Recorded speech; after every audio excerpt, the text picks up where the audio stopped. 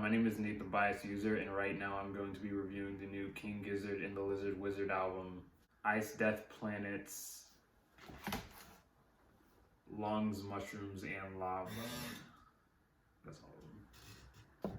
Hope I didn't forget that.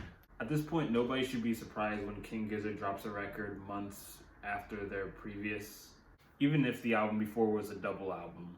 But unlike the double album given to us last April, the band now provides us with an album containing a track list that's a lot more tight, with 7 tracks, but they're all lengthy enough for these songs to add up into a longer than most album experience. Which is fine because no matter the length, the songs here can still be enjoyable, and have a long length where every minute still counts. The track to kick the record off, Mycelium, is laid back, and in that feel we get gentle and cute sounding guitar play. The angsty but playful high-pitched vocals I get on the calmer King Gizzard songs I always found cute, and I wasn't crazy about the slow drum play at first, but I grew to like how it comes off being limited when it comes to tempo, but not performance, and I love the thickness in its production.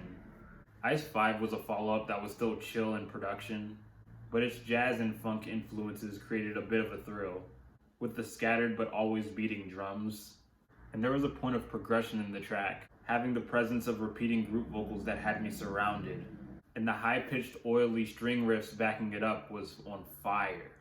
Magma continues the funk and also gives us only so many moments without guitar solos. And in the mix, we also get a raw flute that is not a liability in any way. It's amazingly catchy. Moments like these are why I wish this entire album was great from front to back.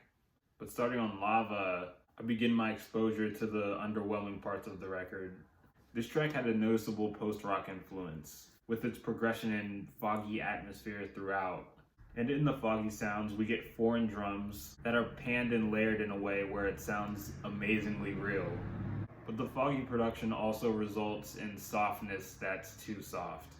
And I was hoping this stinker was just going to be an experimental mistake, with the rest of the album being great. And I was convinced that was the case when listening to Hell's Itch, I liked a lot. But then we get Iron Lung that has things I like. Considering the rough guitar solo, I can't ask for a lack of.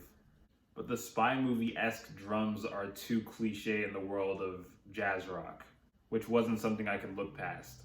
Then there's the album's slow closer, Gliese 070, which didn't have much repeating stuff getting me interested, just boring riffs for the most part.